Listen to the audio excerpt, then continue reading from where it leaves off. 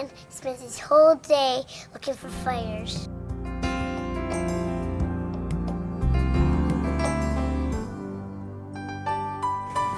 I think a fireman spends his whole day rescuing people from fires. I think at one time the feeling was in the fire service that buildings were going to burn and our main job was to extinguish them. And I think years ago, maybe because of money, maybe because of it wasn't exciting, the emphasis wasn't on fire prevention.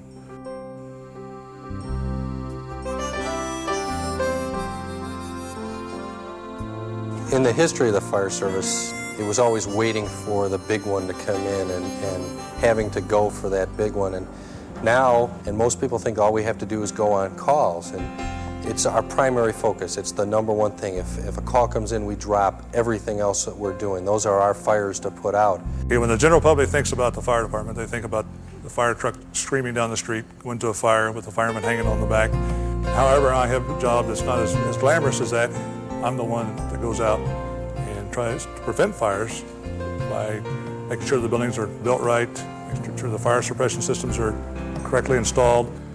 We now realize, and today's firefighters realize, that fire prevention tours, fire prevention walkthroughs, fire prevention inspections, fire education, training programs, teaching CPR, tours of the fire station, working with today's children who are tomorrow's leaders and could stop fires is not embarrassing, and it is part of their job. We spend a lot of time in schools educating the kids ahead of time. Learn not to burn, stop, drop, and roll. Okay, everyone knows what this is, don't they? Oh, yeah. Yeah? Come here, you want to hold it? Come on. Don't spray it on me. You can touch it. Don't spray it on me, man. Don't spray it on me. Now he's putting on his fire boots and his fire pants.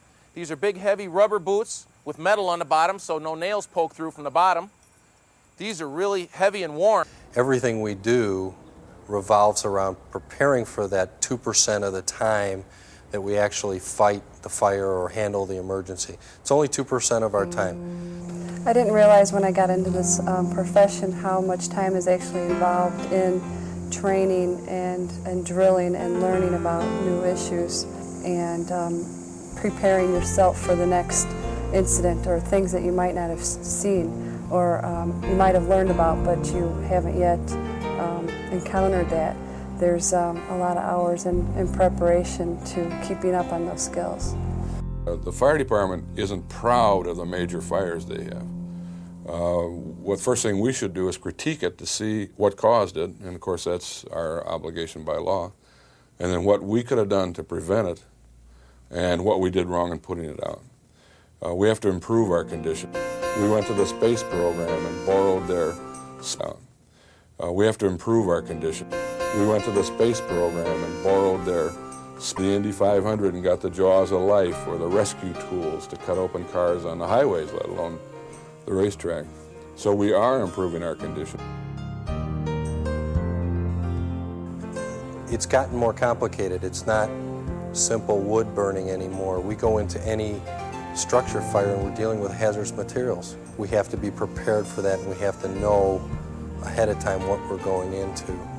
We've looked at things not from the way we've always done them, because if you do things the way you've always done, you'll get what you've always got. 1 and 2 and 3 and 4 and 5 and 6 and 7, 8 and 9 and 10 and 11 and 12 and 13 and 14 and 15. What do we do now? Give 2 breaths. What's the next thing you do? Then we want to drop down to the ground. Okay. And then what do we want to cover up? Our face. Why do we want to cover up our face? So smoke doesn't get in your face. The kids are very aware of what's going on. They plan all their exits. They know they have to have 2 ways out, and they take that home, and they get the adults to also do that. There's an old saying in the fire service, 200 years of tradition unimpeded by change. And with our department, we'd like to flip it around. We've got 50 years of progress unimpeded by tradition. I think one of the most valuable management tools that I have, and one that requires time but pays off the best, is building relationships. One of the things that the chief asked me to do was go out one night a week and just visit the stations and and see that training was being accomplished and evaluate.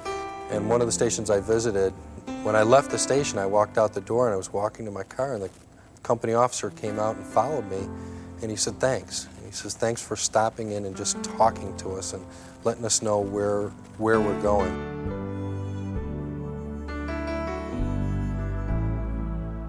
Our business cards have right on it, fire prevention is our business, your business, good business.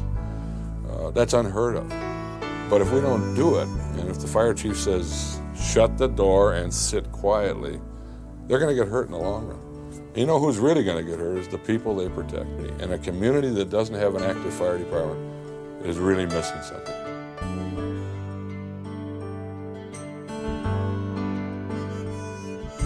It helps you so you know what to do when a real fire gets to your house.